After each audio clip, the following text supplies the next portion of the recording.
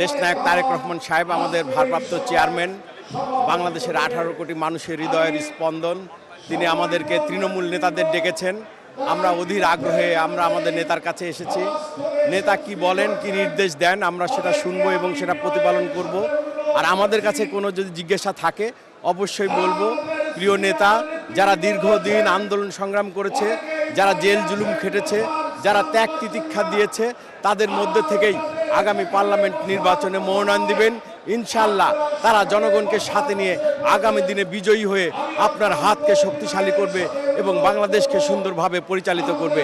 এই মেসেজটাই আমরা তাকে দিব ইনশাল্লাহ। ফ্যাসিস্ট সরকার যে পালিয়ে গিয়েছে, যে আন্দোলনের মাস্টার মাইন্ড আমাদের ভারপ্রাপ্ত চেয়ারম্যান জনাব তারেক রহমান, আজকে তারেক রহমান সাহেব যে আমাদের নির্দেশনা দিয়েছে, এটা কিন্তু উনি আমাদের বিভিন্ন মিটিংয়েই এই নির্দেশনা দেন এবং আমরা ওনার নির্দেশনা অক্ষর অক্ষরে পালন করি।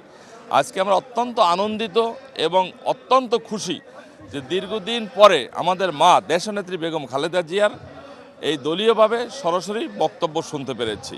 আমাদের কাছে জনগণের প্রত্যাশা যে এই সরকার একটা বুঝতে পারে যেন জনগণের চাহিদাটা, অচিরে একটি নির্বাচন এবং জনগণের ভোট জনগণ সুষ্ঠুভাবে প্রয়োগ করে জনগণের ভোটাধিকার যাতে শান্তিভাবে দিতে পারে। তারা কিন্তু একদিন ভোট দিতে পারে নাই এবং জনগণের প্রতিনিধিত্ব করবে এবং সংসদে আসবে, এটাই জনগণের চাওয়া, এটা আমার জনগণের চাপ। এবং এই যে দ্রব্যমূল্যের ঊর্ধ্বগতি, এটাও কিন্তু মানুষ দিশেহারা। আমাদের প্রতি যে নির্দেশনা আমাদের নেতা দিয়েছেন ভারপ্রাপ্ত চেয়ারম্যান জনাব তারেক রহমান, সেটা হলেও আমাদের অবশ্যই স্বচ্ছ থাকতে হবে।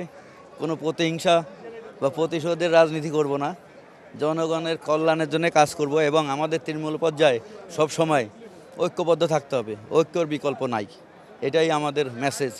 আর একটি জিনিস যেটা আমাদের নেতার নির্দেশে আমাদের প্রতিটি ওয়ার্ড পর্যায় থেকে ভোটের মাধ্যমে আমাদের ওয়ার্ড কমিটি গঠন করেছি এবং ইউনিয়ন কমিটিও ভোটের মাধ্যমেই হচ্ছে।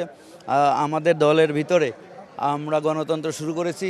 ইনশাল্লাহ আগামীতে আমরা আশা করি গণতান্ত্রিকভাবেই একটি সুষ্ঠু নির্বাচনের ব্যবস্থা হবে এবং সেই নির্বাচনের জন্য যে রোডম্যাপ আমাদের দরকার। এখন আমরা শুনছি সংস্কার হচ্ছে, কিন্তু সংস্কার কতদিন লাগবে, কবে নির্বাচন দিবে, এই জিনিসটা আমরা জানতে চাই। এটাই আমাদের দাবি এখন বর্তমান সরকারের কাছে।